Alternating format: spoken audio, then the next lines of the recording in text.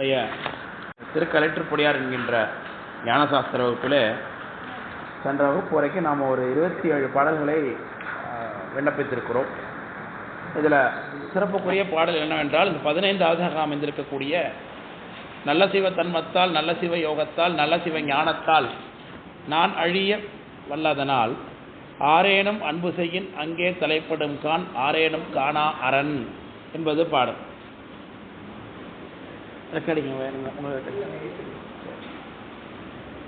என்பது பாடல்.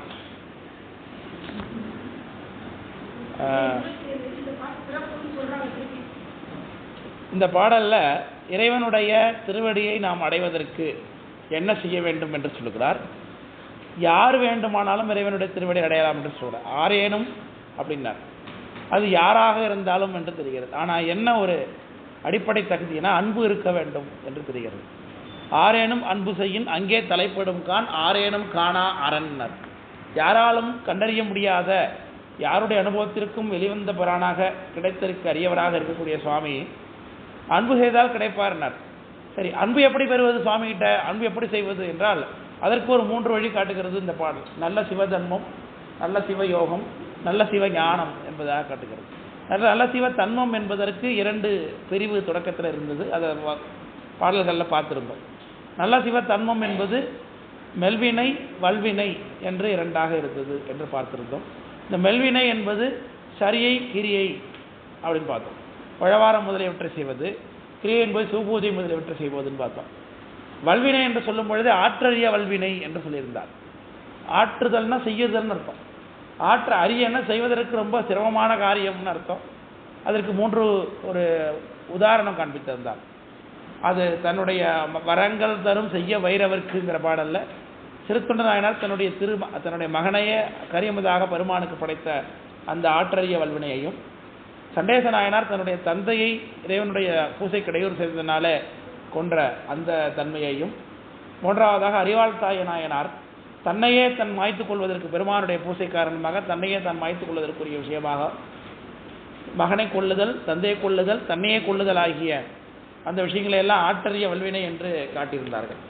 இது 2ம் தான் சிவதன்மத்தில் அடங்குகிறது. பொதுவாக சிவதன்மம் என்பதே கருணைன்னு அர்த்தம்.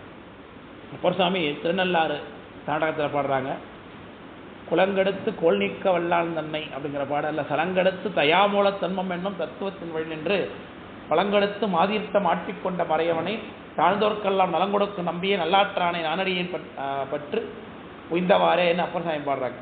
அதில் என்ன சொல்கிறார், தயாமூல தன்மம் என்னும் தத்துவத்தின் வழி நின்றுனார் அப்பர் சாமி. திருநள்ளாறு பெருமானுடைய தர்மம் என்ன? சிவதர்மம், பெருமானுக்குடைய தர்மம். நமக்கெல்லாம் தர்மம் வச்சிருப்போம். தர்மம்னா என்ன? நம்ம வைத்திருக்கூடிய நெறி ஒழுகலாறுன்னு வச்சுக்க வேண்டியதுதான். இப்படித்தான் நான் வாழ்வேன், இப்படித்தான் என்னுடைய விஷயங்கள் நான் சாதித்துக் கொள்கிறேன், நமக்குன்னு ஒரு பாலிசி வச்சிருக்கோம் இல்லையா? அதுதான் நம்ம என்னன்னு சொல்லுகின்றோம், தர்மம் என்று சொல்லுகின்றோம். அப்படி சிவபெருமான் எதை தர்மமாக வைத்திருக்கிறார்? கருணை ஒன்றையே தர்மமாக வைத்திருக்காருன்னு அப்பர் சாமி சொல்றாங்க. தயா மூலம்னார். தயைனா கருணை, இரக்கம்னு அர்த்தம். கொஞ்சம் கூட தயதாத்தன்மை இல்லையா உனக்குங்கிறோம் இல்லையா? அப்புறம் என்ன அர்த்தம்? கருணை உனக்கு இல்லையா அப்படின்னு அர்த்தம். அப்படி கருணை உடையவன் யார் என்றால் சிவபெருமான். அவன் கருணையினாலே அத்தனையுமே செய்கின்றார். அதனால அவருக்கு தயாமூலத்தன்மம் அப்படின்னு அப்பர் சாமி வைத்தார். தயாமூலத்தன்மம் எனும் தத்துவத்தின் வழி நின்று தாழ்ந்தோர்க்கெல்லாம் நலங்கொடுக்கு நம்பியை நல்லாற்றானே நன்னடிக்கு நினைக்கப்பெற்று இந்தவாறே அப்படின்னு அப்பர் சாமியோட தேவாரம். இது சொல்ல வந்தோம்னா அந்த சிவதன்மம்னா என்ன? அன்புங்கிறதுனால தான் சொல்லுகின்றோம். அதை அந்த அன்பு என்கின்ற அந்த விஷயத்துக்கு இங்கு 2 விதமாக பெருமானை அடைவதற்கு காட்டியிருந்தார். ஒன்று மெல்வினை, இன்னொன்று வல்வினை. இன்னொன்று அடுத்தது சிவயோகம் என்று சொல்லியிருந்தார். நல்ல சிவ யோகம் என்பது, யோகம் என்றாலே ஒரு பொருளை சிந்தித்திருக்கிறது அர்த்தம். ஏதோ ஒரு பொருளை சிந்தித்து கொண்டிருந்து அதன் மூலமாக தன்னுடைய உயிர் சக்தியை மேலே எழுப்புவதுன்னு அர்த்தம். உயிருடைய சக்தி ஒவ்வொருவருடைய மூலாதாரத்தில் ஒடுங்கி இருக்கிறது. அதற்கு குண்டலினி சக்தி என்று சொல்வார்கள் வழக்கம். மூலாதாரத்து மூண்டல் கணதை காலால் எழுப்பும் கருத்தறிவித்து அப்படின்னு ஔவையாருடைய பாட்டு இருக்குது. கால்னா காற்றுன்னு அர்த்தம். காற்றினாலே மூச்சு பயிற்சி, அதாவது பிராணாயாமம் என்று சொல்வார்கள். இடகலை, பிங்கலை, சுழுமுனை இந்த 3 நாடிகளை சரியான முறையில் செலுத்தி அதன் மூலமாக பிராணாயாமத்தின் மூலமாக ஒரு பொருளை சிந்தித்து இருப்பதன் மூலமாக குண்டலினியானது மூலாதாரத்திலிருந்து புறப்பட்டு சகசிரகாரம் வரும் என்று சொல்கிறார்கள். பிரம்மரந்திரம் என்று சொல்லுகின்றோம். மாமுகடு என்று சொல்லுவாங்க. அதை அல்லது மீதானம்னு சொல்லுவோம். மீதானங்கிற வார்த்தை படிச்சோமா? சென்ற படிச்சோமா? மீதானம் மீதானம், மீமிசைன்னு ஒரு வார்த்தை சொல்லியிருப்பேன். மீதானம்னு சொல்லி, மீதானம் ஸ்தானம்னா இடம், மீதானம்னா மேலே உள்ள இடம்னு அர்த்தம். இந்த இடத்துல நமக்கு பிரம்மரந்திர தலம்னு சொல்கிறோம். அதிலிருந்து 12 அங்கலத்துக்கு மேலே இறைவனுடைய திருவடி இருக்கக்கூடிய துவாதச அந்தம்னு சொல்லுகின்றோம்.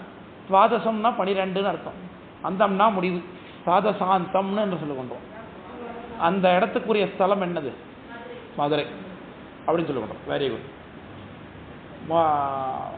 முளத்தளத்து முளைத்த முழுமுதரே அப்படின்னு குமரகுருபர சுவாமிகள் பாடுறாங்க மீனாட்சி அம்மை பிள்ளை தமிழில். காலத்தோடு கற்பனை கடந்த கருவூலத்து பழம்பாடல் கலைவா செல்வர் தேடி வைத்த கடவுள் மணியே உயிர் ஆழவாளத்து உணர்வு நீர்ப்பாய்ச்சி வளர்த்தார் கருள் பழுத்து ஒளிப்பூத்து வளர்ப்பழுத்த கற்பகமே அப்படின்னு சொல்லுகிறார். எழுதாச்சொல் மழலை குழலை பசுங்குழலை யோலைக்கிளியே உயிர்த்துறையாம் தோன்றா துணைக்கோர் துணையாகி முக்கச்சுடருக்கு விருந்திரும் முக்குமலையாய் புத்தன் தருகிறங்கிற பாட்டில் அதை சொல்லுகிறார். அந்த மூலத்தலத்து முளைத்த முழுமுதலேன்னர், மூலத்தலத்து முளை. அதனால தான் அப்பர் சாமியும் அந்த தேவாரம் பாடும் பொழுது மதுரையில் முளைத்தானே எல்லாருக்கும் முன்னே தோன்றினு தொடங்குகின்றான். அங்கே திருநேரிசை பாடுறாங்க அப்பர் சாமி. அங்கே தொடக்கமே எப்படி இருக்குது? முளைத்தானே எல்லாருக்கும் முன்னே தோன்றி அப்படின்னார்.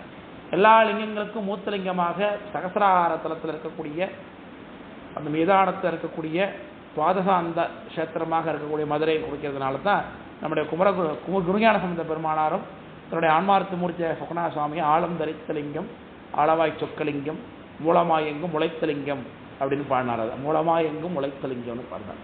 சரி, அதற்குரிய அந்த யோகஸ்தானத்தில் 6 ஆதார சக்கரம் பற்றி கொண்டு செய்யக்கூடியதற்கு ஆதார யோகம் என்று பேர். யோகத்தில் நல்ல சிவ யோகத்தில் 2 வகை இருக்குன்னு சொல்லியிருந்தோம். அது ஒன்று ஆதார யோகம், இன்னொன்று நிராதார யோகம்னு பிடிச்சோம். நிராதாரம் என்றால் ஆதாரத்தை பற்றி கொண்டு செய்வதில்லை அப்படின்னு அர்த்தம்.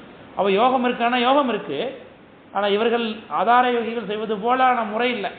இன்னும் சொல்ல போனால் நிராதார யோகிகள் யோகம் செய்கின்றோங்கிற பிரஜை கூட அவங்களுக்கு கிடையாது.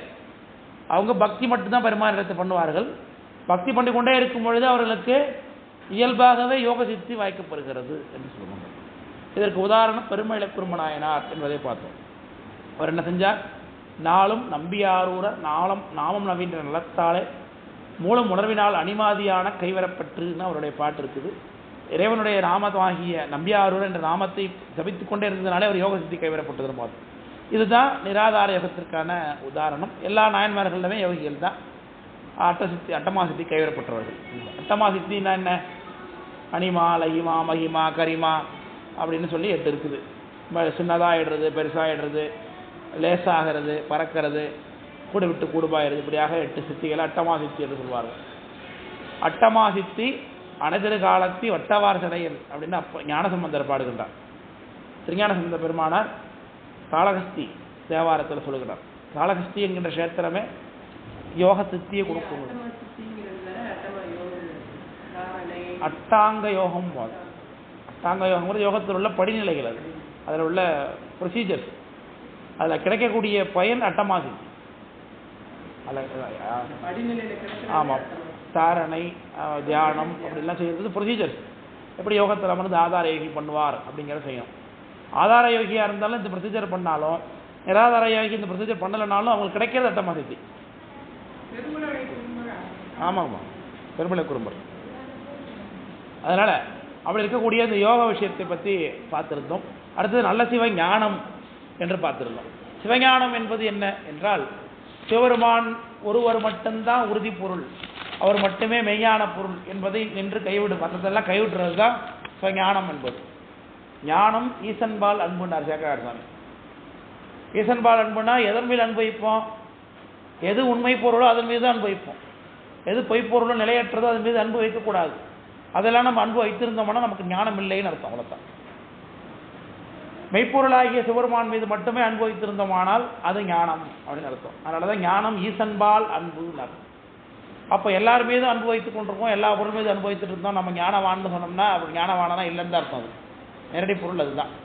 விளக்க முடியுங்களா? அப்போது இந்த இடத்துல மணிவாசக பெருமானை காட்டுகிறார்கள் ஞானத்திற்கு உதாரணமாக. ஞானப்பெருமான் ஏன் அவர் சொல்கிறார்கள்னா, அவர் சிவபெருமானை தவிர்த்து வேறு எதையும் பார்க்காதவர் அப்படிங்கிறத நடைமுறையில் செய்து காட்டுகிறார்.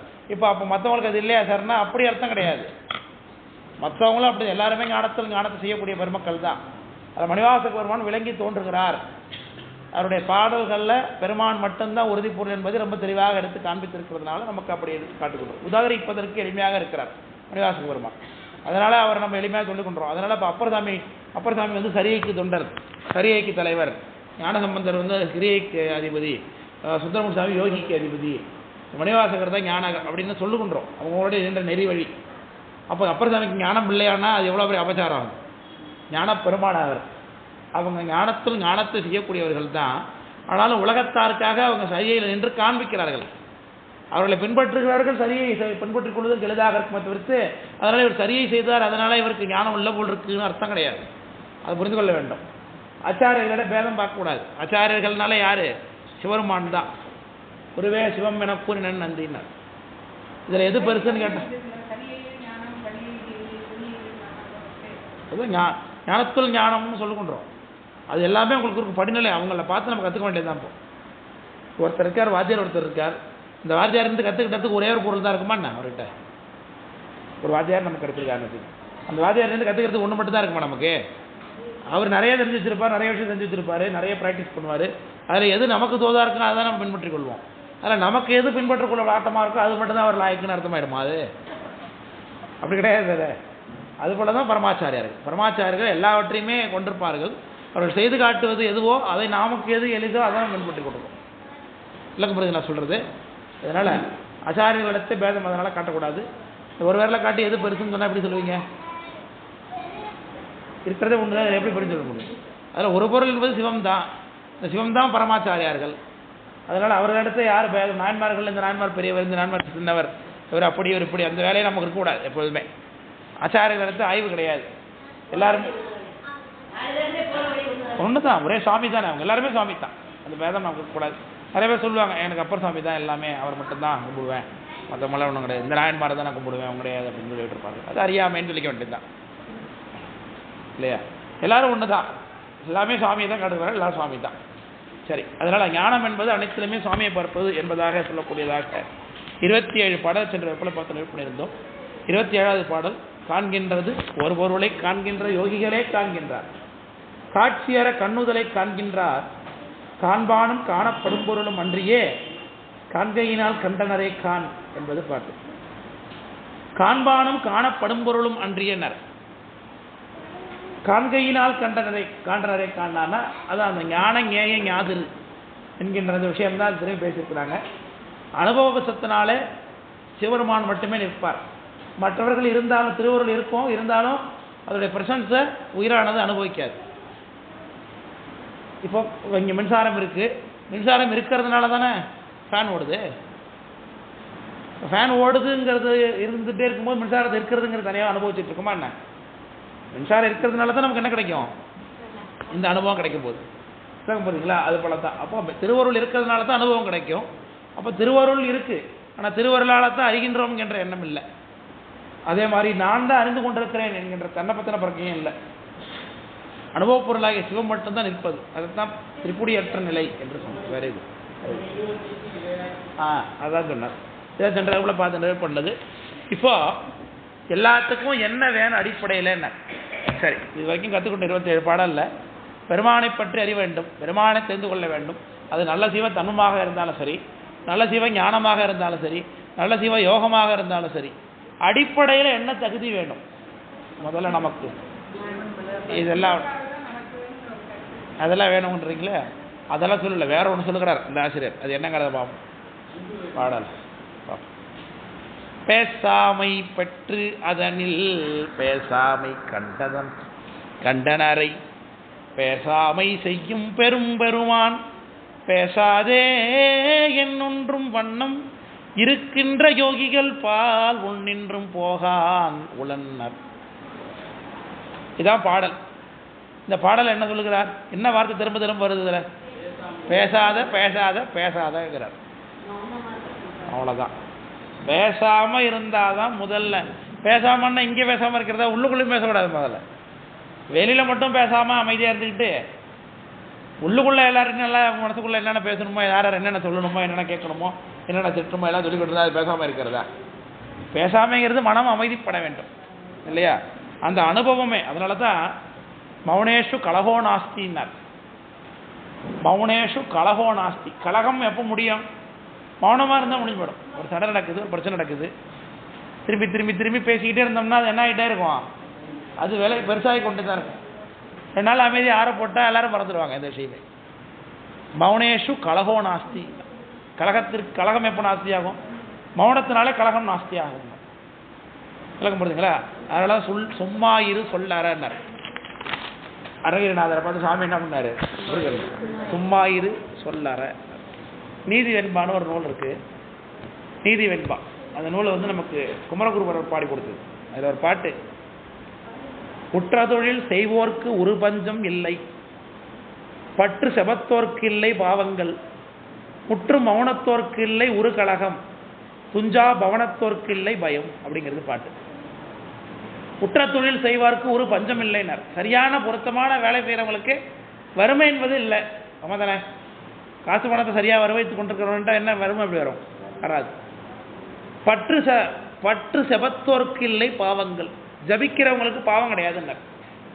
ஜபித்தல்னா என்னதுங்க? நம்முடைய நாம ஜபம் அந்த மூலமந்திரத்தை ஜபிக்கிறது, இதான் ஜபம்னு அர்த்தம். அப்போ பற்று செபத்தோர்க்கு இல்லை பாவம். திருவைந்தெழுத்தை கணிப்பதன் மூலமாக யார் பயனடைகிறார்களோ அவருக்கு என்ன கிடையாது? பாவம் இல்லைன்னார். அதே போல முற்றும் மௌனத்தோர்க்கு இல்லை ஒரு கலகம். கலகம் கிடையாது. மௌனமாக இருக்கிறவங்களுக்கு என்ன கிடையாது? கலகம், பிரச்சனை எதுவும் கிடையாது. நான் பேசுறதுனால எண்ணி பாருங்க, நான் பேசுறதுனால தான் பாதி பிரச்சனை வந்து கொண்டே இருக்கும். ஏதோ ஒன்று பேசுவோம், அதுக்கான கேள்வி வரும், பதில் வரும். ஒன்றை பற்றி அவங்க அப்படி பேசுனாங்க, இப்போ என்ன நீ சேர்ந்துட்டு வர அவங்களுடைய அப்படி நம்ம கேட்போம் இல்லையா? அங்கேயே வந்துடும் சண்டை. என்னை பற்றி இப்படி பேசிகிட்டு இருக்கியா அப்படின்னு சண்டை வந்துடும். அதனால் இப்போ வகுப்பில் என்ன பேசிகிட்டு இருக்கோமா இல்லையா? வகுப்புக்காக அந்த வகுப்பு சரியாக கேட்கறது பாடம் வச்சுருக்காங்க. அப்புறம் இந்த பாட்டு வகுப்புலே பேசக்கூடாது. இன்னைக்கு சுத்தமாக பேசப்பட தெரியாது. எல்லாருமே இங்கே 4 அங்கே 4 தான் இருக்குது மொத்தமாகவே. இங்கே ஒரு 5 பேர், இங்கே ஒரு 5 பேர்.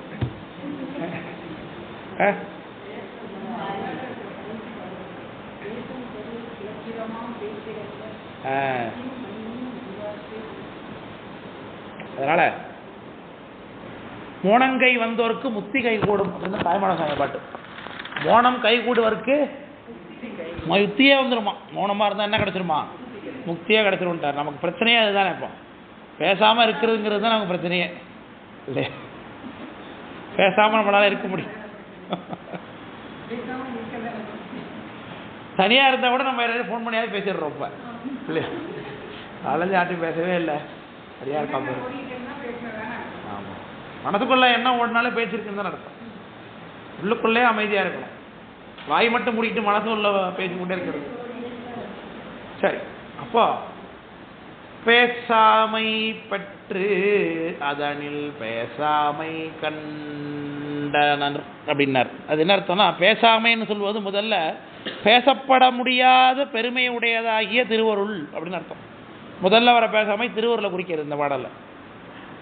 பேசாமை பெற்றுனார் இல்லையா? எதை பெறணும்? திருவருளை பெற வேண்டும் முதல்ல. அது என்ன பேசாமைன்னு ஏன் சொன்னார்? பேசி முடிக்க முடியாத பெருமை உடையது திருவருள். எதெல்லாம் நமக்கு செய்கின்றது? எல்லாவற்றையும் செய்கின்றது. நமக்கு தனுகரண போன போகம் கொடுத்து ஆரம்பத்திலேருந்து பெரிய கொடுத்ததுலேருந்து இப்போ நிறைவில் சுத்திக்கு போகிற வரைக்கும் நமக்கு உதவி பண்ணுறது யார்? திருவருள் தான் உதவி பண்ணும். அதனால் திருவருளையே நம்ம பேசாமை பெற்று சொல்கிறோம். அந்த திருவருள் தான் நமக்கு என்ன பண்ணுவோம்? எங்கோமா நண்பருக்கு முன்னி அவள் சுரக்கும் மின்னருளே போல என்ன பொழியல மழையலோர் எம்பாவாயின்னு திருவெம்பாவையில் இருக்கின்றோம் இல்லையா? சாமி நமக்கு முத்தியாகி அருளை கொடுப்பார். அந்த அருளிடத்தை நம்ம அழைத்து செல்வது யார்? அம்பாள் தான் கொண்டு போய் கொடுத்தாகணும். அம்பாள் நம்மளை பதப்படுத்தி சரி பண்ணி கொண்டு போய் நாதத்துவம் வரைக்கும் அழைச்சி கொண்டு போய் விட்டா தான் அதுக்கு பிறகு தான் உயிர் திருவானுடைய திருவடி அடையும். அது வரைக்கும் அம்பாள் தான் உறுதுணையாக இருக்கிறார். திருவருள் தான் துணையாக இருக்கிறது, நம்ம கூடவே இருக்கிறது. பாலாழி மீனாலும் பான்மைத்து அப்படின்னார் இல்லையா? எப்படி பார்க்கடலுக்குள்ள பால் இருக்குமோ அதே போல் நம்ம திருவருளுக்குள்ளே தான் நம்ம இருக்கிறோம். ஆனால் பார்க்கடலுக்குள்ளே இருந்தாலும் மீனானது என்ன பண்ணாது? பாலை குடித்து வாழாமல் அங்கே இருக்கக்கூடிய புழு பூச்சி தான் தின்னு வாழும். அதே போல தான் நாமளும் என்ன பண்ணிக்கிட்டு இருக்கிறோம்? திருவருளுக்குள்ளவே இருந்தாலும் கூட திருவருளை பெருமறியாமல் நம்மெல்லாம் வாழ்ந்து கொண்டிருக்கிறோம்னார். விளக்கம் பார்த்தீங்களா? அப்போ கூடவே இருக்கக்கூடிய பொருள் தான், அதை நாம் அறியாமல் இருக்கிறோம். அதை பெற்றோமானால் எல்லாமே அது எப்படி பெறுவது? எல்லாமே திருவருள் என்று சங்கல்பித்துக் கொள்வது தான். எது நடந்தாலும் திருவருள். திருவருள்னா என்ன? சாமி செய்கிறார், திருவருள் தான் செய்கின்றது. எல்லாத்துக்கும் சாமி காரணம். அங்கேருந்து போகும்போது கீழே தடுக்கி விழுந்துட்டோமா? காரணம் என்ன? சாமி திருவருள் அப்படின்னு நினச்சிடணும். இல்லையா? எதுவாக இருந்தாலும் சாமி திருவருள் நினைக்கணும், அப்படி பழிக்கொள்ள வேண்டும். வராது. பெரும் பிரச்சனை சந்திக்கும் போது தான் நம்ம எவ்வளோ தூரம் சாமி பக்தி பண்ணியிருக்கோங்கிறது நமக்கே தெரியும். முதல்ல நிறைய பிரச்சனைகளை சந்திக்கிறோம்.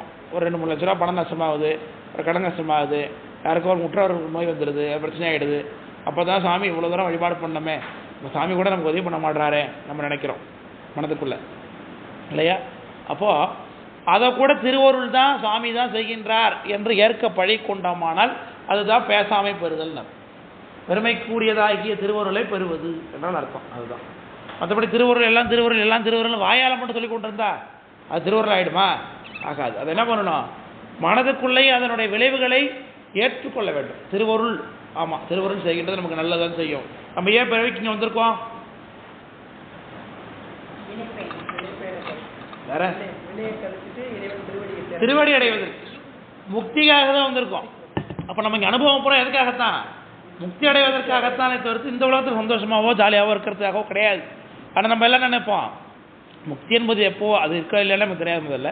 ஆனால் நமக்கு நேராக தெரியக்கூடிய பரு உடம்பு அதிகமாக நமக்கு தூளமாக தெரியக்கூடிய இந்த விஷயங்கள் தான் நமக்கு தெரியும் என்பதனால அதன் மீது மட்டும்தான் நம்ம கவனம் செலுத்தி கொண்டிருப்போம். அதனால் நமக்கு ஆமாம், அதுதான் பயிற்சியில் வரணும், நேரடியாக நடக்காது. திருவருள் திருவருள் நம்ம சொல்லுவோமே தவிர்த்து மனதுக்குள்ளே அப்படி நினைக்க மாட்டோம். அப்படி சொல்ல வரேன். நீங்கள் நினைக்கிறது திருவருள்னு நினச்சி அனுபவத்துக்கு வந்தால் வேணால் நாம் நான் செத்து போகலாம். அது பயிற்சியில் தான் வரும். ரொம்ப நாளாக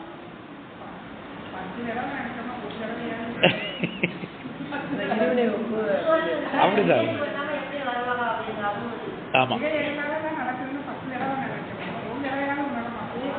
நிச்சயம். அதான் பிரச்சனையில் இருந்தால் தான் நமக்கு எப்படி நம்ம செய்கிறோமான்னு நமக்கு தெரியுமே. சந்தோஷமாக இருக்கும்போது திருவருள் கூட சொல்லலாம். இப்போ பேசாமை, ஆமாம், பேசாமை பெற்று அதனில் பேசாமை கண்டனரைனர். ரெண்டாவது பேசாமைங்கிறது இறைவனாகிய சிவருமான் திருவருளை பெற்று அதன் மூலமாக சிவருமான் பேச முடியாத பெருமை உடையவன் இல்லையா, அவனை கண்டனர் அப்படின்னார் இல்லையா? அப்படி கண்டா அவர் என்ன பண்ணுவாராம்? அவர்களை பேசாமல் செய்வார் அந்த சாமி. இப்போ எப்படி இப்போ கோழினால முட்டையா, முட்டையினால கோழியாங்கிறது. பேசாமை பெற்றால் பெருமானை பெறலாம். பெருமான் என்ன பண்ணுவார்? பேசாமல் செய்வார்னு. மௌனமாக இருந்தால் சாமியை கிடைக்கலாம். சாமி வந்துட்டாருன்னா மௌனமாகிடுவோம் அப்படிங்கிறோம். இப்போ மௌனமாக இருக்கணுமா முதல்ல, இல்லை சாமியை தெரியணுமா நம்ம தெரியலப்போ. அப்போ நம்ம பயிற்சியில் இருந்துக்கிட்டே இருக்கும்போது சாமி வந்துடுவார்.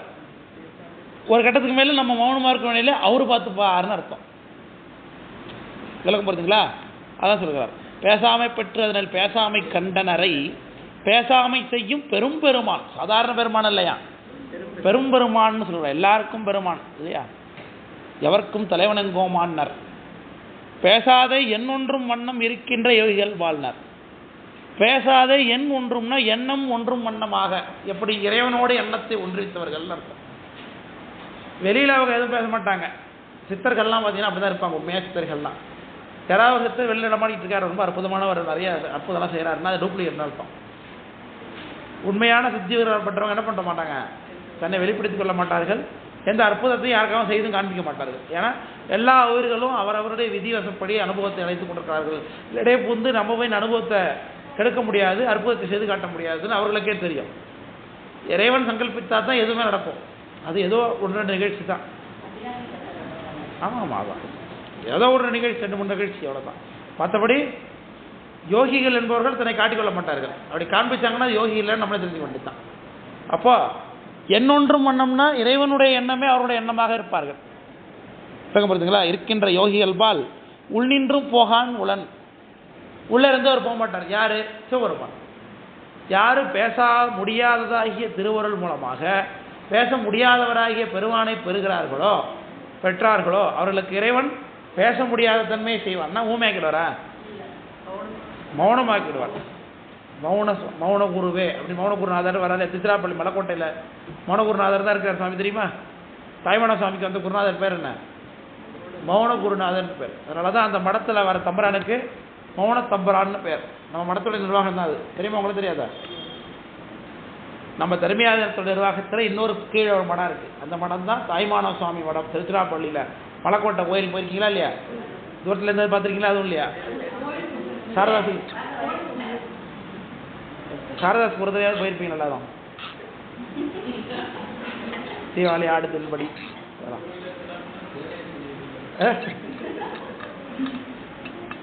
அவங்க போயிருந்தா கண்டிப்பா தெரிஞ்சிருக்கும். அது கிட்டத்தட்ட இருக்காது.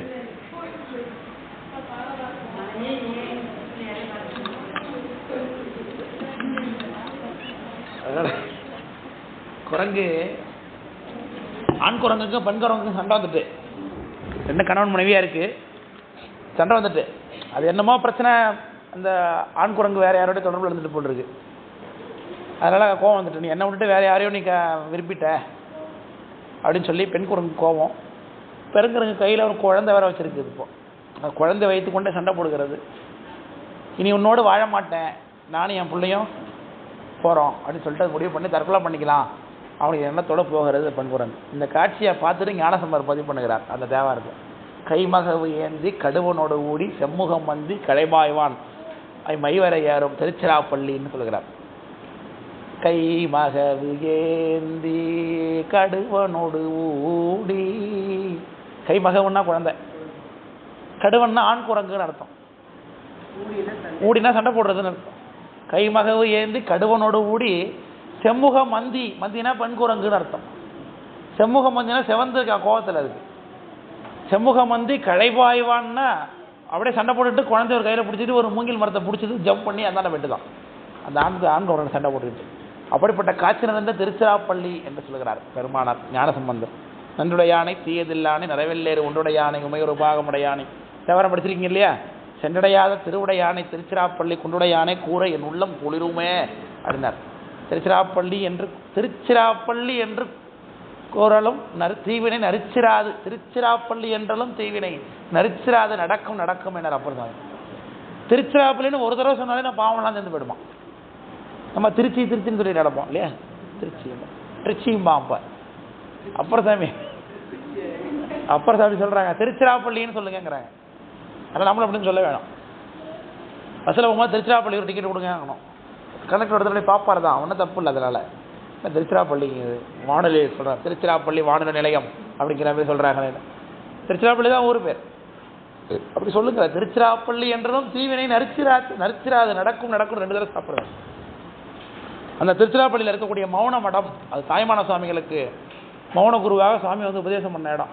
அந்த மௌன மடம்னு அங்கே இருக்குது. அந்த மௌன மடம் நம்மளோட தர்மியாதனத்தில் கட்டுப்பாட்டில் தான் இருக்குது. அதனால் நம்ம ஆதீனத்துலேருந்து அங்கே நியமித்த தம்பரானுக்கு மட்டும் மௌன தம்பரான்னு பேர் வரும். நம்ம சன்னியானப்ப இருக்காங்களே, அவங்க மாசிலாமணி தேசிங்க ஆனந்த ஆச்சாரிய சுவாமி இப்போ பேர். அவங்க சன்னிதானம் ஆகிறதுக்கு முன்னாடி தம்பரானாக இருந்தப்போ அவங்க பேர் வந்து குமாரசாமி தம்பரான்னு பேர். அவங்களுக்கு அவங்க அந்த மௌன மடத்தில் அவங்க இருந்தாங்க கொஞ்ச நாள், அதனால மௌன குமாரசாமி தம்பரான்னா இப்போ அவங்களுக்கு பேர். இப்போ இருக்கிறவங்களுக்கு மௌனம்னு பேர் முன்னாடி ஆடாயிடும் பேர். அதில் இருந்தாங்கன்னா எக்ஸல் அந்த மௌனம் அதை பற்றி பேசுறதுனால சொன்னேன். அப்போது பேசாத என்னொன்றும் வண்ணம் இருக்கின்ற யோகிகள் பால் உள் நின்றும் போகான் அவன். உளன் இருக்கான்னு அர்த்தம், உள்ளே இருக்கான் போக மாட்டான் வெளியிலன்னு அர்த்தம் இல்லையா? திரு ராஜராஜேஸ்வரம்னு இருக்கு இல்லையா தஞ்சாவூரில், அந்த அந்த ஊரில் திருவிசைப்பா உண்டு. ராஜராஜ பெரிய கோயில் இருக்குல்ல, தஞ்சாவூர் பெரிய கோயில், அதுக்கு கரூர் தேவர் திருவிசைப்பா போடுறார். நெற்றியில் கண் என் கண்ணின் நின்றும் ஆகலா நெஞ்சினில் அஞ்சேலம் வளைக்கும் முன் திருமுகத்தின் குடி முழுதால புகுந்தன போந்தன அல்ல மற்றனக்கு உறவேல் மறிதீரை வடவாற்றிடு புனல் மதகில் வாழ் முதலை எற்று நீர் கிடங்கில் இஞ்சி சூழ் தஞ்சை ராஜராஜேச்சர திவர்க்கே அப்படின்னு திருவசிப்பான் திருப்பதை அதை சொல்லுகிறார். என் உள் புகுந்தது போந்தன அல்ல. பெருமானுடைய திருக்கண் நெற்றியில் கண், அந்த நெற்றிக்கண்ணும் அவருடைய மற்ற குணநலங்களும் என் உள்ள பூந்தது. என் குடிமுழுதால புகுந்தன போந்தன அல்ல, உள்ள வந்தது தெரியுது. ஆனால் ஒரு காலத்தை அவர் என்கிட்ட வெளியில போனதான அறிந்ததே இல்லைங்கிறார். அதுபோல இந்த தட்டில் பாட்டில் உன்னின்றும் போகான் உளன், வெளியிலேயே போக மாட்டார், உள்ளே இருப்பார். யாருக்கு? மௌனமா இருக்கிறவங்களுக்கு. அது ரொம்ப முக்கியம் இல்லையா? சாமி நம்ம கும்பிடுகின்றோம் அப்படிங்கிறத விட நம்ம அடிப்படையில் கற்றுக்கொள்ள வேண்டியது என்னது? மௌனம் தான். அமைதியாக கற்றுக்கணும் எதையுமே. அதை பற்றி பல பாடல்கள் அதை பற்றி பேசிக்கொண்டிருக்கிறார்கள். அதை சொல்ல மோனங்கை வந்தோருக்கு முத்தியம் கை கூடும், சும்மா இரு சொல்லற அருணகிரிநாதருக்கே சும்மா இரு சொல்லறனார். 12 வருஷம் இருந்தார் அது போல பேசாமல். அதுக்கு ஒரு தான் திருப்புகழ் பாட ஆரம்பிச்சிருக்காரு. அவருக்கு நிறைய கஷ்டம் அருணகிரிநாதருக்கு.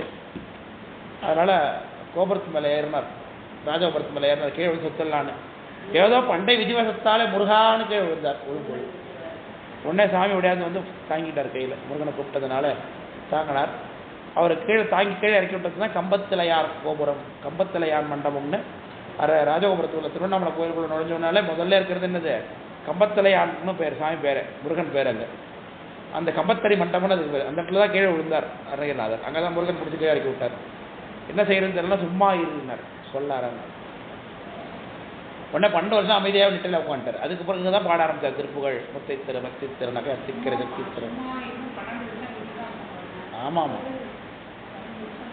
கழிச்சு தான் பாட ஆரம்பிப்பாங்க.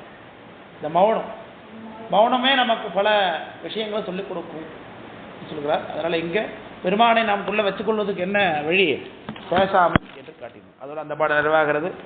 அடுத்தது மௌனம் என்பது வாய்க்கு மட்டும்தான் நம்ம பேசிக்கொள்வோம். மௌனமாக இருக்கிற மௌனவரதன் இன்னைக்கும்பார். மௌனவரதன் என்ன பண்ணுவார், இது கையால் பேசிகிட்டு இருப்பாங்க. ஆகும்னாங்க. மௌனம்னா உள்ளுக்குள்ளேயே மௌனமாக தான் இருக்கணும், பரபரப்பாக இருக்கக்கூடாது. அப்போ மனம் அமைதியாக அடங்கணும், அதுதான் மௌனம் இல்லையா? அதுக்காக அதை பற்றி இன்னும் கொஞ்சம் விலாவாரியாக பேசுறது இந்த பாடல் 29வது பாட்டு. ஓட்டற்று நின்ற உணர்வு பதிமுட்டி தேட்டற்று நின்ற இடம் சிவமாம், நாட்டுற்று நாடும் பொருள் அனைத்தும் நானாவிதமாக தேடும் இடம் அன்று சிவம் அப்படின்னார். ஓட்டற்றுன்னு அர்த்தம் ஓடாமல் இருக்கணும்னு அர்த்தம்.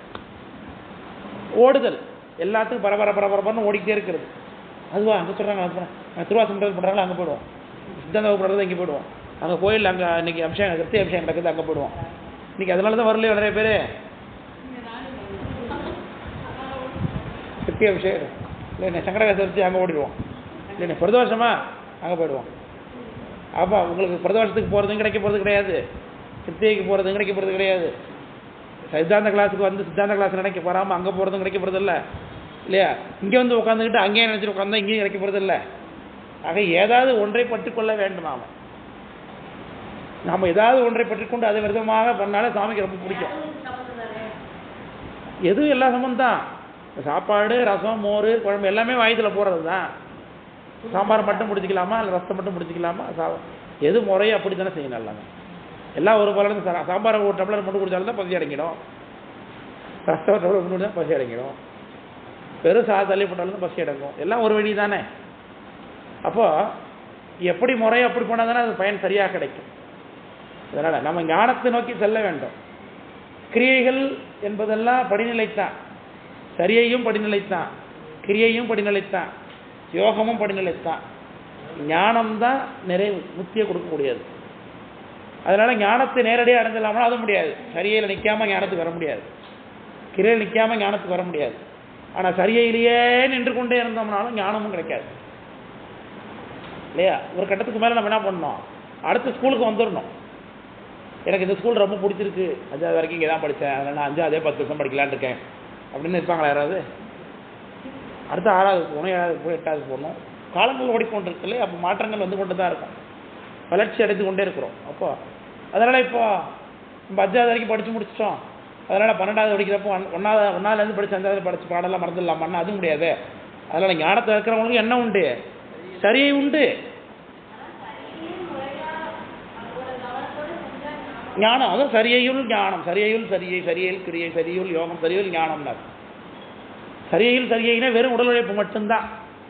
அப்படி சரியையில் கிரியைனா சரியைக்குள்ளேயே அதை பூஜையாகவே நினைக்கிறதுன்னு அர்த்தம்.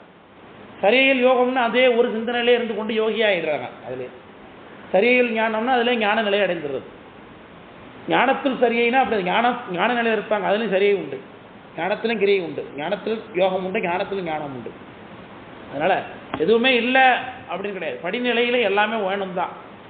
ஆனால் அங்கங்கே நின்று கொண்டு லேகாகி நின்றக்கூடாது. அது செய்து கொண்டு அடுத்த கட்டத்துக்கு வர வேண்டும். அப்படி வராமல் எல்லாவற்றிலுமே போய் ஆடு போல அஜக ஆடு என்ன பண்ணோம் அப்படியே நொடி புல் மேய்ந்து கொண்டே இருக்கும், அப்படியே அங்கங்கே போய் கொண்டே இருக்கும், அதுக்கு பசியும் அடங்காது, அப்படியே நடந்துக்கிட்டே தான் இருக்கும். ஆடு போல இருக்கிறார். நம்ம பசு போல இருக்கணும், நல்மாணாக்கர் அப்படின்னு சொல்கிறாங்க.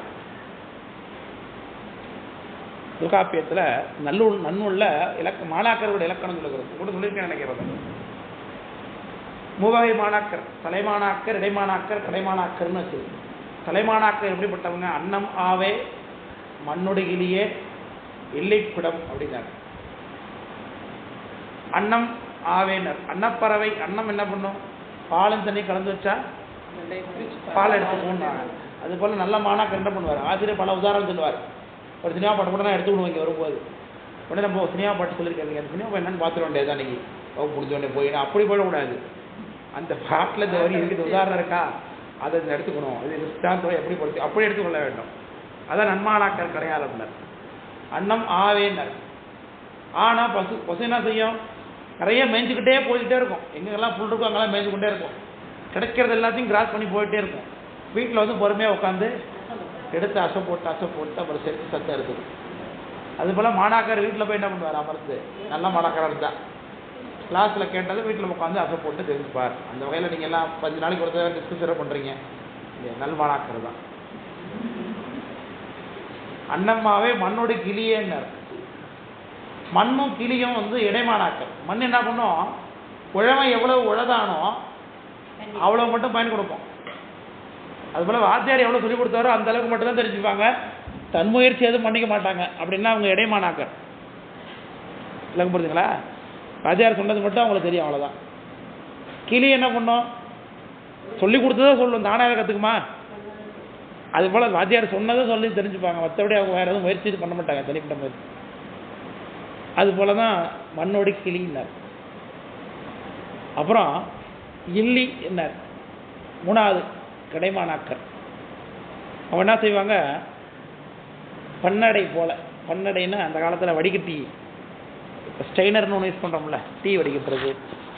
அந்த காலத்தில் கல் இறக்குறவங்க என்ன பண்ணுவாங்கன்னா கல்லை வடிகட்டுவாங்க. களையத்தில் கல்லை மரத்தில் கட்டியிருப்பாங்க. அதில் பூச்சியெல்லாம் விழுந்துருக்கும், தேனி பூச்சியெல்லாம் விழுந்துருக்கும். அதை இறக்கி வடிகட்டணும். வடிகட்டுறதுக்கு உங்கள் மரத்தை பன்னடைன்னு ஒன்று தெரியுமா? பன்னடம்மா வாத்தியார் பன்னடை திட்டுறது. அதனால தான் வாத்தியார் பன்னடை என்ன பண்ணோம்? கல்லை வடிகட்டணும்னா சொல்லுங்க, டீ வந்திருக்கான் போல, அதுக்குள்ளேயே டீ வந்துட்டு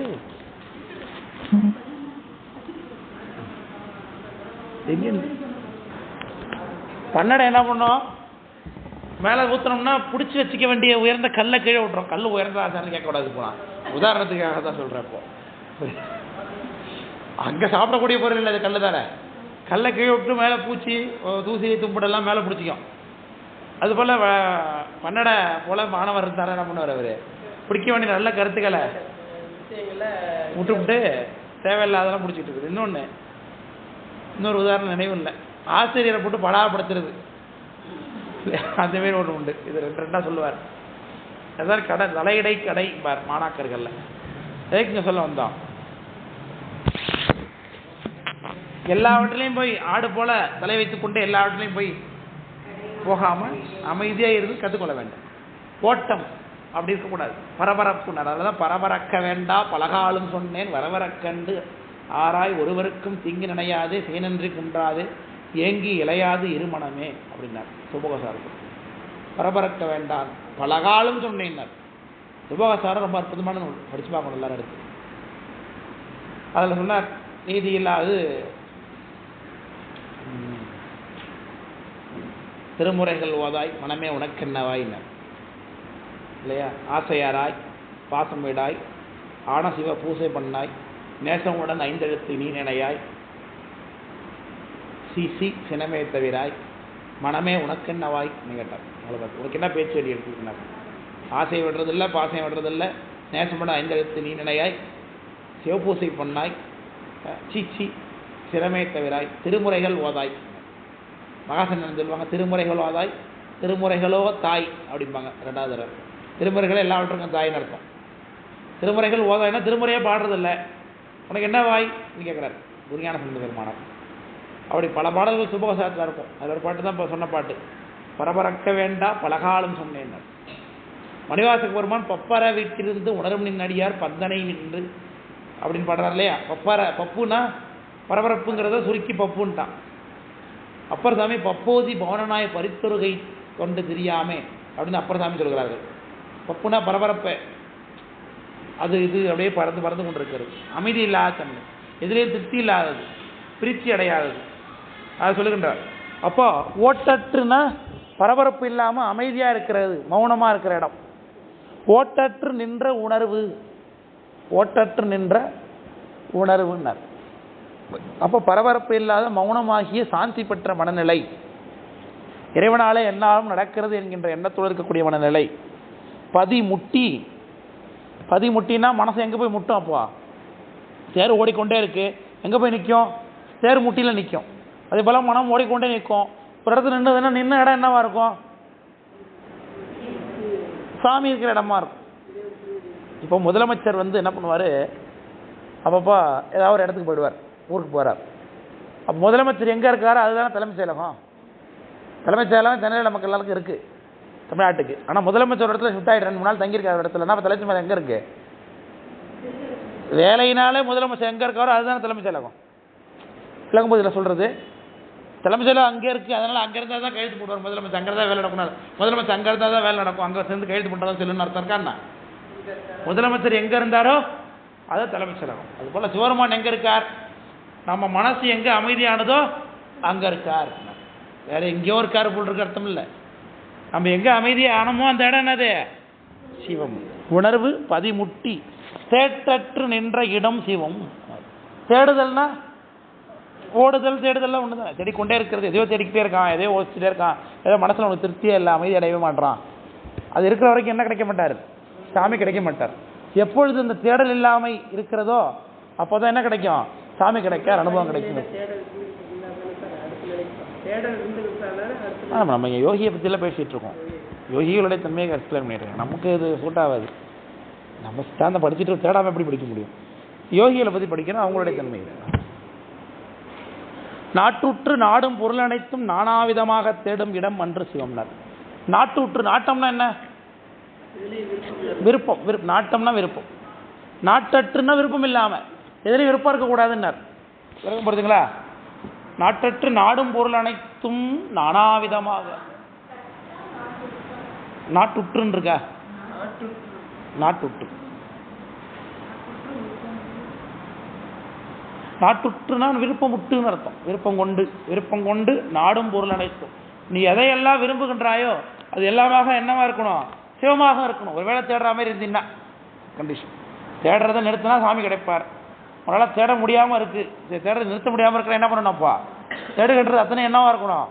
சுவாமியாக இருக்கணும். எல்லா இடத்துலையும் சாமியை பார்க்கறதுக்கோன்ட்டார். நானாவிதமாக தேடும் இடம் அன்று சிவம்னார். அப்போ அப்படி பண்ணாமல் பல விஷயம் சிவபெருமானுடைய சிந்தனை இல்லாமல் பலவிதமாக நின்று கொண்டே தேடிக்கொண்டே இருந்தீங்கன்னா, நானாவிதம்னா பலவிதம், அங்கே சாமி இருக்க மாட்டார்னு இருக்கும். இருக்க மாட்டார். சிவபெருமானை தேடினா சாமி இருப்பார். நாட்டு உற்று நாடும் பொருள் அனைத்தும் நானாவிதமாக தேடும் இடம் அன்று சிவம் அப்படின்னு அர்த்தம். நாட்டுற்று நானாவிதமாக பலவிதமான விருப்பங்களோடு பலவிதமான நீ தேடினா அங்கே சாமி இருக்க மாட்டார். நீ தேடுற இடம் சிவமா இருந்ததுன்னா வேணா சிவம் இருப்பா அப்படின்னு அர்த்தம். தேடுனா சாமியை தேடு, இல்லைன்னா தேடாதான்ட்டார். அவ்வளோதான். அவ்வளோதான். வேற எதுவும் பேசக்கூடாது, அமைதியாக இருக்கணும், தேடக்கூடாது. சிந்தனைகள் வெளி உலகத்தில் இருந்ததுன்னா சாமி கிடைக்க மாட்டார்னு அர்த்தம். எங்கே நம்ம தேடல் நிற்கிதோ அங்கே சாமி அந்த இடத்துல பிரத்யட்சமாயிடுவார்னு அர்த்தம். அப்போ என்ன அர்த்தம்? ஃபுல்ஃபில்னஸ்ன்னு அர்த்தம். இருப்பதை கொண்டு சிறப்புடன் வாழ்தல், இதுவே எனக்கு போதும் அப்படி நம்ம நினச்சோம்னா அங்கே சாமி வந்துடுவார்னு அர்த்தம். அப்புறம் தேட வேண்டிய அவசியம் இல்லை தானே. ஏன் தேடிக்கொண்டே இருக்கோம்? நமக்கு திருப்தி இல்லாதனால தேடிக்கொண்டே இருக்கிறோம். எங்கும் ஈசன் எனாதவருக்கு இல்லையே. சரியான பாட்டு, கரெக்டாக சொன்னீங்க. அதனால் ஓடும் நீர் கோடி தீர்த்தம் கலந்து குளித்து அவை ஆடினாலும் அரணுக்கு அன்பு இல்லையே, ஓடும் நீரினை ஓட்டை கூடத்தில் அட்டி மூடி வைத்திட்ட முற்கரோடு ஒக்குமே என்னார். அப்புறம் தான் என்ன இருந்தாலும் சாமி மேலே அன்பு வத்தலாம் அது கிடையாது. எல்லா சில பேர் சொல்லுவாங்க, ஒரு 5 கோயில் இன்றைக்கி பார்த்துட்டாங்கம்பாங்க. அப்படியே போனாங்க. அன்றைக்கி ஒரு 5 கோயில் 6 கோயில் லிஸ்ட் எடுத்து வச்சுருப்பாங்க. இந்த ஊர் பக்கத்தில் மாயவரம் வந்தீங்கன்னா மாயத்தில் பக்கத்தில் இந்த பக்கத்தில் 10 கோயில் இருக்குது அப்படின்னு. இந்த கோயில் 10 கோயில் இன்னைக்கு காலைல 12 மணிக்குள்ளே கோயில் நடசாட்டுக்குள்ள 5 கோயில் பார்த்துணுன்றாங்க. எதுக்கு?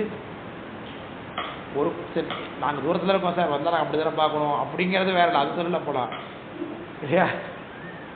அன்றைக்கெல்லாம் ஒரு நாள் வருவீங்க, எங்கே வந்தீங்கன்னா அப்படி தான் பார்த்தாகணும், அதெல்லாம் இல்லைன்னு சொல்லலை. ஆனால் ஒரு கோயில் நினைச்சாலும் அது மனதுக்குள்ள சரியாக கண்டுபிடிச்சி அது பெருமை அடைந்து திராரத்தை படித்து திருமுறையை படித்து அப்படி சிந்தித்து பறிக்க வேண்டும் அப்படிங்கிற எண்ணம் வேற ஒன்றும் இல்லை. புரியுதுல? 5 கோயிலை நீங்கள் பார்த்தாலும் சரியான முறையில் சொல்லிக் கொடுத்து சரியாக தெரிஞ்சு கொண்டு இருக்கிறவங்க கூட போய் அந்த கோயிலை சரியான வழியோடு போனீங்கன்னா பிரச்சனை இல்லை. சில பேர் போவாங்க, நேராக வந்துடுவாங்க, வேலை அவ்வளோதான் முடிஞ்சுட்டு. கேட்டால் தலம் பார்த்தேன்.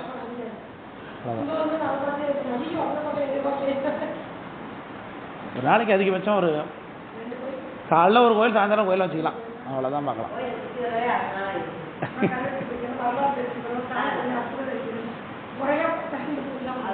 அவ்வளோதான் பண்ணலாம்.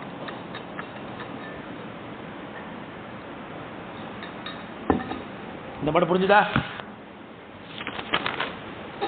அடுத்த பாட்டு போலாமா?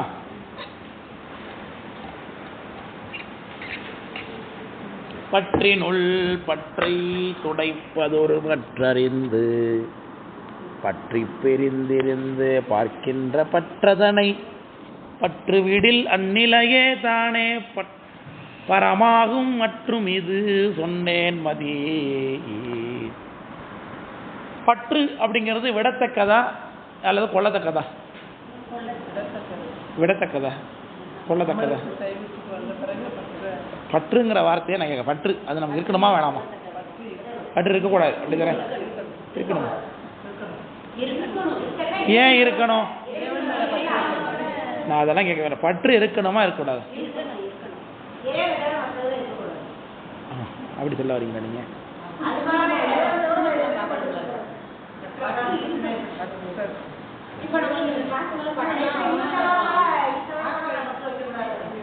சரி, சொல்றீங்கல்ல, அப்போ ஏன் அப்புறம் பற்று, அப்புறம் ஏன் பற்றை பற்றி பேசுகிறோம் நம்ம? சொல்றேன். சரி, நீங்க சொல்ற கருத்துக்கே வரேன். முற்றாவெந்திங்கள் முதல்வன் பாதமே பற்றா நின்றாரே பற்றா பாவமே என்றால் ஞானசம்பந்தர். கற்றாங்கெரியோம்பி கலியை வாராமை செற்றார் வாழ்தல்லை சிற்றம்பலமேய முற்றாவெந்திங்கள் முதல்வன் பாதமே பற்றா நின்றார். முதல்வன் பாதமே ஆக்சுவலா பற்றுங்கிற வார்த்தையே எதிரி நம்ம சொல்லியாச்சு. அப்புறம் சாமி மேல மட்டும் பற்று வைக்க சொல்றீங்களே.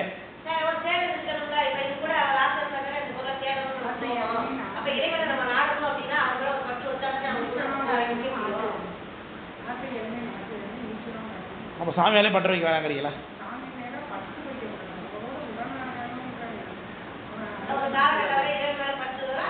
சரி, ஏன் பற்றுங்கிற வார்த்தைங்க பயன்படுத்துறாங்க சொல்லுங்க. பற்று ஏன் பற்றுங்கிற சொல்ல வச்சு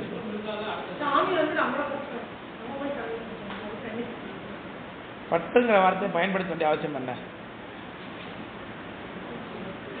யோசிக்க பார்ப்போம்.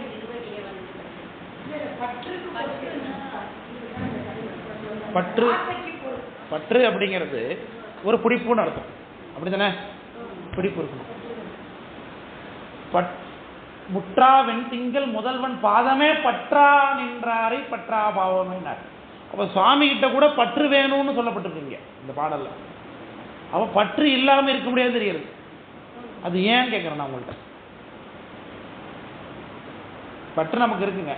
இந்த பற்றை நீ போய் சாமி மேல வச்சிருந்தார். இந்த பாட்டில் அதில் அர்த்தம் கற்றாங்கு எரியோம்பி கலியை வாராமே செற்றார் வாழ்த்தில்லை சிற்றம்பலவன் முற்றாவெந்திங்கள் முதல்வன் பாதமே பற்றான் என்றார். பாதத்தை பற்றுங்கன்னார். ஏன் பற்றணும்? ஒரு காரணம். Very good, very good. உயிருக்கு இயல்பு பற்றுவது. அது வகுப்புல போனாலும் சொல்ல முடியும், அறிமுக வகுப்புல சொல்லி கொடுத்துருக்கேன். உயிரோடைய இயல்புகள்ல ஒண்ணு பற்றுதல். பற்றி தான் அறியும் உயிர். அப்போ உயிரால் என்ன பண்ண முடியாது? பற்றாம இருக்கவே முடியாது. எதையாவது ஒன்று இது பற்றி தான் நிற்கணும். அதான் இயல்பு, மனித இயல்புன்னாங்க அவங்க. உயிரோட இயல்பு என்னது? பற்றித்தான் இருக்கும். படிச்சிருக்கோமா இல்லையா? உயிர் இயல்புகள் என்னென்ன படித்தோம்? அறிவித்தால் அறியும், பற்றி அறியும், ஒன்றினால் அறியும், இடைவிட்டு அறியும், இப்படிலாம் கலைப்படையும் படிச்சோமா? அவருக்கு எங்கேயோ கேட்ட மாதிரி இருக்கா? இங்கேயோ கேட்ட குரல் கேட்ட மாதிரி இருக்கு. ஆனா பசுதுன்னு நம்ம அந்த வார்த்தை வரல. அறிவித்தல் அறியும் பற்றி அறியும் படிச்சிடும் எழுதுங்க காலையில பாருங்க. பற்றி அறியும் அறிமுக நோட்டு வச்சிருக்கீங்களா? இதை போட்டு கிழங்கு வாங்கி தந்துட்டீங்களா? நோட்டை அதை முதல் நோட்டு அதனால பித்திரு ஓட்டு இருப்பு கிடைக்காது போட்டிங்களா?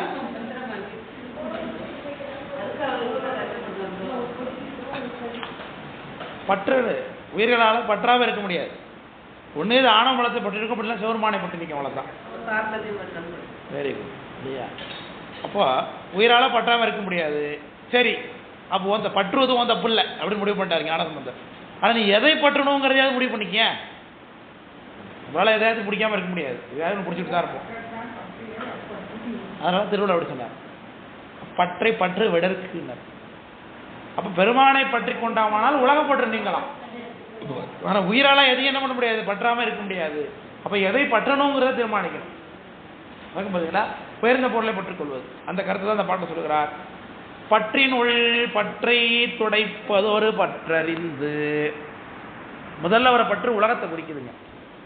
தனு கரண போன போகம் என்பது தான் முதல்ல வர பற்று. உலகத்துக்குள்ள இருக்கக்கூடிய பற்றை துடைக்கும், உலகத்து மீது நம்ம வைத்திருக்கக்கூடிய விருப்பம் இல்லையா?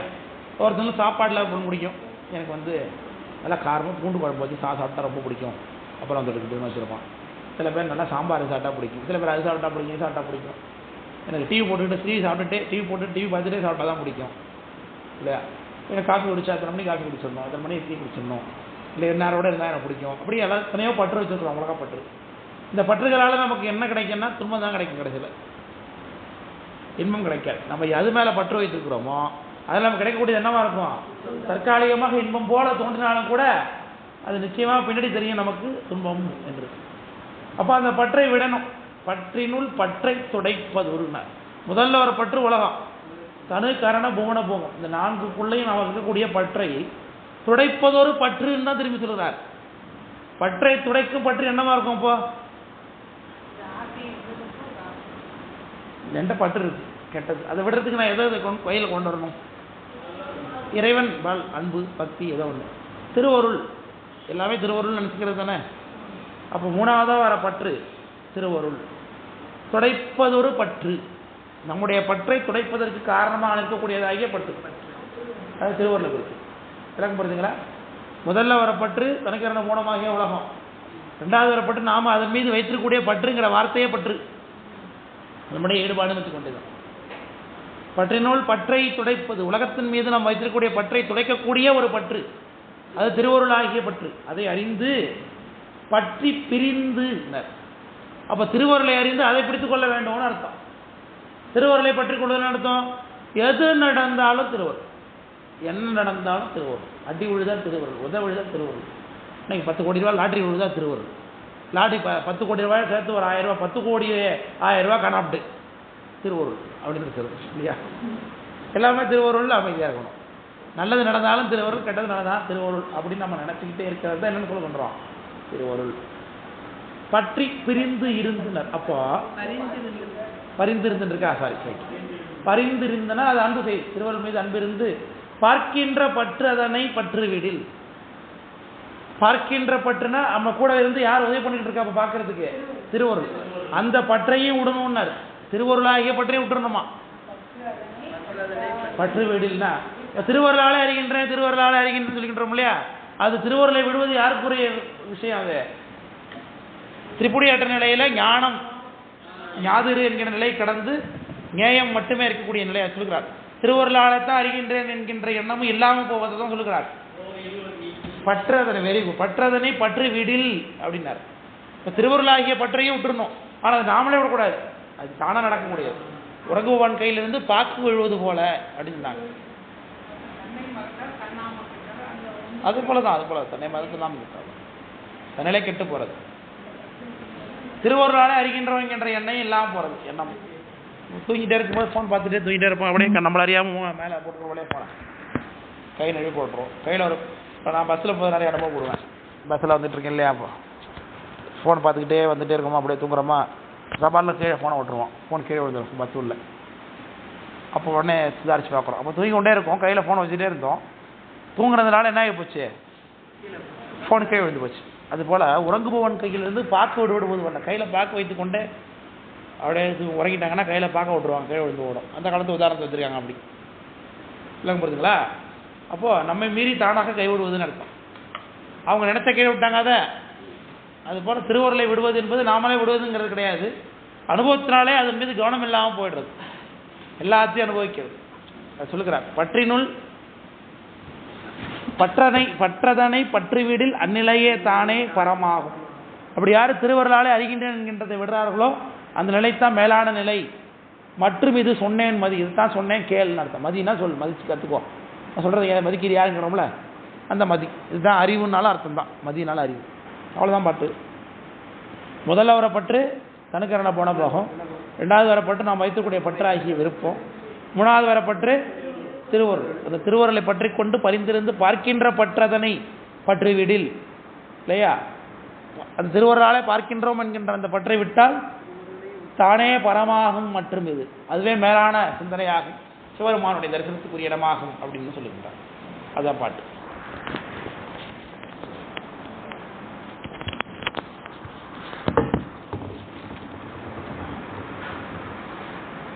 சரி, அடுத்த பாட்டு போலாமா? உணராதே யாதும் உறங்காதே உன்னை உணராதே நீ பொதுவே நிற்கில் உணர்வறிய காலங்கள் செல்லாத காலத்துடன் இருத்தி காலங்கள் மூன்றினையும் கண்டு. உணராதே அப்படின்னு என்ன அர்த்தம்னா, அந்த இடத்துல நீயா உணராதேன்னு அர்த்தம். அதாவது தன்முனைப்போடு கூடி எல்லாவற்றையும் அறிவதுன்னு அர்த்தம். எல்லாவற்றும் தன்முனைப்போடு நான் தான் பார்த்தேன், நான் தான் செஞ்சேன் அப்படின்னு என்ன இல்லாமல் இறைவனாலே தான் நடக்கிறது, திருவருளாலே நடக்கிறது, திருவருள் தான் நடத்துகின்றது எண்ணத்தை தான் உணராதேன்னு அர்த்தம். உணராதேன்னா தன்முனைப்பால் நான் உணர்வதுன்னு அர்த்தம். அது செய்யக்கூடாது. யாதும் உறங்காதேன்னா உறங்குறதுன்னா சேர்ந்து தூங்கி போடுறதுன்னு அர்த்தம். அப்போ மயங்குதல், உலகியெல்லாம் மயங்கிடக்கூடாது. திருவருளாலே தான் அறிகின்றவங்க என்ன இருக்கணும், உலகியல்லையும் மயங்கிடக்கூடாது. உன்னி புணராதே நீ பொதுவே நிற்கில்னா, அதாவது முத்தி நிலையில் ஓரளவுக்கு வந்துட்டோம். மேலே வகுப்புக்கு வந்தாச்சு, சைவசித்தாந்த வகுப்புக்கு வந்தாச்சு, 4 வகுப்பு படித்தாச்சு, 1 வருஷம் வகுப்பு படித்தாச்சு, பரிசை எழுதாச்சு. ஆனால் வகுப்பு வரல பார்த்தீங்களா 10 பேர். அவங்க என்ன பண்ணாங்க, திரும்ப கீழே இறங்குறாங்க. ஏன் முக்கியத்துவம் தெரியவில்லை, கீழே கையில் கிடச்சிருக்கக்கூடிய பெரிய பொருளுடைய முக்கியத்துவம் தெரியாமல் போயிடுச்சு இல்லையா. அவங்க என்ன பண்ணிட்டாங்க, இன்னும் உலக வாழ்க்கையிலேயே அவங்க பற்று வைத்திருக்கிறதுனால இன்றைக்கி ஒரு நாள் வகுப்புக்கு போனால் 4 விஷயத்தை சாமியை தெரிஞ்சுக்கலாம் அப்படிங்கிற எண்ணத்தை விட்டுட்டு திரும்ப கீழான விஷயத்தை பெற்று கொண்டிருக்கிறதுனால தானே வரல இன்றைக்கி வகுப்பு. அதை தான் நீ உன்னி புணராதேன்னா திரும்ப போய் கீழான விஷயத்தையே பிடிச்சிக்காத. என்ன பண்ணக்கூடாது, நீ உன்னுடைய சிந்தனைப்படி நிற்கக்கூடாது, உலகத்தில் மயங்கிடக்கூடாது, சிவபெருமானுடைய திருவடியை பற்றக்கூடிய நிலையில் இருக்கக்கூடிய நீ திரும்ப உலகத்துக்கும் போயிடக்கூடாது. 3 கண்டிஷன் சொல்லுறார். உணராதே, உறங்காதே, உன்னி புணராதே நீ பொதுவே நிற்கின்னா, பொதுனால சாமியை குறிக்கும். பொதுனாலே சிதம்பரம்னு அர்த்தம். இல்லை சபைக்கு பேர் என்னது, பொது.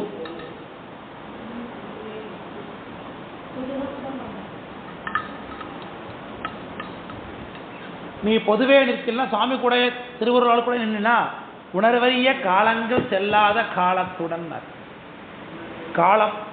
காலம்ங்கிற இந்த இடத்துல சாமியை குறிக்கிறது. உணர்வறிய காலங்கள்னா உணர்வுக்கு அறிவனாகிய சிவபெருமான், காலத்திற்கு காலனாக இருக்கக்கூடிய சுவாமின்னு அர்த்தம். காலங்கள் செல்லாத காலம்னா காலகாலன்னு அர்த்தம்.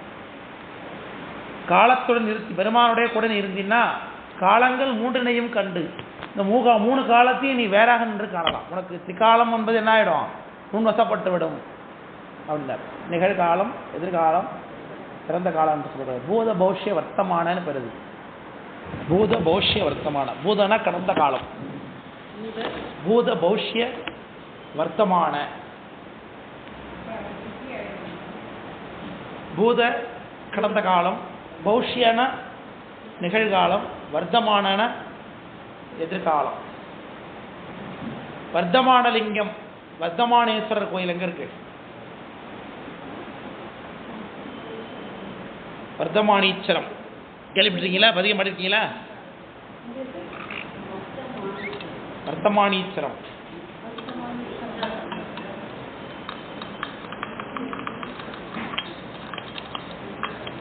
திருப்புகலூர் வர்த்தமானீஸ்வரம்னு கோயில். ஆமாம், புல்கு படை அப்படின்னு தொடங்கும் ஞானசமுதர் தேவாரம், முருகநாயனாருடைய வழிபாட்டு தலம். திருப்புகலூர் எங்கே இருக்குது தெரியுமா? முத்தியரது தலம். அது எங்கே இருக்குது தெரியுமா? மயிலாடுதுறையிலேருந்து திருவாரூர் போகிற வழியில் சன்னாநல்லூர்னு ஊர் வரும்.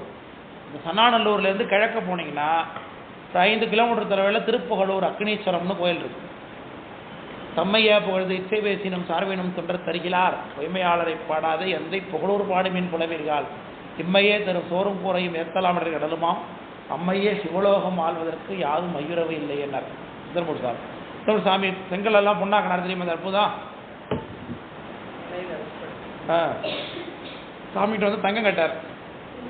என்ன எப்போதில் காசு உனக்கு என்னார் சாமி. சரிப்போ நாங்கள் கோயில் திருப்பணிக்காக கொண்டு வந்தாங்க செங்கல் பலகையெல்லாம், அதெல்லாம் அடக்கி வச்சு தள்ள எடுத்து தூங்கியிருந்தார். இது காசு கொடுத்தா நாளைக்கு வாங்கிட்டு போகலான்னு.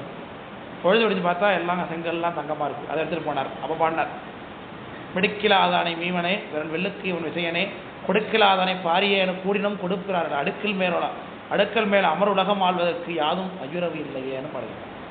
அப்போ அந்த திருப்புகலூரில் தான் சுவாமி பேர் அக்னீஸ்வர சாமியின் பேர். அந்த கோயில் என்ன ஒரு விசேஷம்னா, திரிகாலத்துக்குரிய லிங்கங்கள் இந்த கோயிலில் உண்டு. பூதலிங்கம், பௌஷ்யலிங்கம், வர்த்தமான லிங்கம். இந்த வர்த்தமான லிங்கத்தை அந்த ஊரில் இருந்த நாயன்மார் ஒருத்தர் முருகநாயனார்னு பேர். அவர் வர்த்தமான லிங்கத்தை தன்னுடைய ஆன்மார்த்த மூர்த்தியாக பாவிச்சு வழிபாடு பண்ணி கொண்டிருந்தார். ஞானசம்பந்தர் கஷேத்திரத்துக்கு போகும்போது அவருடைய முருகநாயனார் மீது அவர் புகழ்ந்த நட்புனால அவர் வழிபட்ட அந்த சுவாமிக்கு தனி பதிகம் பாடுறார். ஒரே கோயிலுக்குள்ளே 2 பாடல் பெற்றதெல்லாம் 2 பாட்டு இருக்கும். இப்போ திருவாரூர் போனீங்கன்னா திருவாரூர் பூங்கோயில், திருவாரூர் அறநெறின்னு 2 கோயில் இருக்கும் உள்ள. தெரியுமா உங்களுக்கு? தியாகராஜா வன்மீகநாதர் இருக்கிறது பூங்கோயில்னு பேர். அப்படியே வெளில வந்தீங்கன்னா கோயில் உள்ளே இன்னொரு கோயில் தனியாக இருக்கும், அது அறநெறி கோயில்னு பேர், அசலேஸ்வரம்னு பேர். ஆரூரில் அறநெறியை அடைந்தடியேன் உய்ந்தவாரேன்னு அப்புறம் சாயப்படுறாங்க. அதே போல் திருப்புகலூரில் ஒரே கருவறை பக்கத்தில் இன்னொரு கோயில் இருக்கும். திருப்புகலூர் வர்த்தமானீஸ்வரம்னு பேர். அது வர்த்தமான லிங்கம், முருகநாயனார் வழிபட்ட கஷேத்திரம். அது ஞானசம்பந்தர் தனிப்பதிகம் பாடர். புல்கு படை அப்படின்னு தொடங்கக்கூடிய பதிகம். சொல்ல வந்தேன் 3 காலம். காலங்கள் 3னையும் கண்டு யார் ஒருவர் தன்னுடைய தற்போதத்தினால உலகத்தில் விடாமல் இருக்கிறாரோ, யார் உலகத்தில் மயங்காமல் இருக்கிறாரோ, யார் இறைவனோடு சேர்ந்து நிற்கிறாரோ, புணராது நீ பொதுவே நிற்கில் உணர்வறிய காலங்கள் செல்லாத காலம், காலத்துக்கு உட்படாதவனாகிய சிவபெருமானாகிய காலகாலன் அவனோடு இருந்து காலங்கள் 3னையும் கண்டு 3 காலங்களையும் இவங்க தனியார்னு பார்க்கலாம் அப்படின்னு சொல்லி காட்டுகிறோம். விளக்கம் புரியுதா? சரி, அதோட இந்த பாடம் நிறைவாகுது. அதோட நாம் நிறைவு பண்ணிடுவோம். ஒரு தேர்தல் கொடுத்துருவோம்.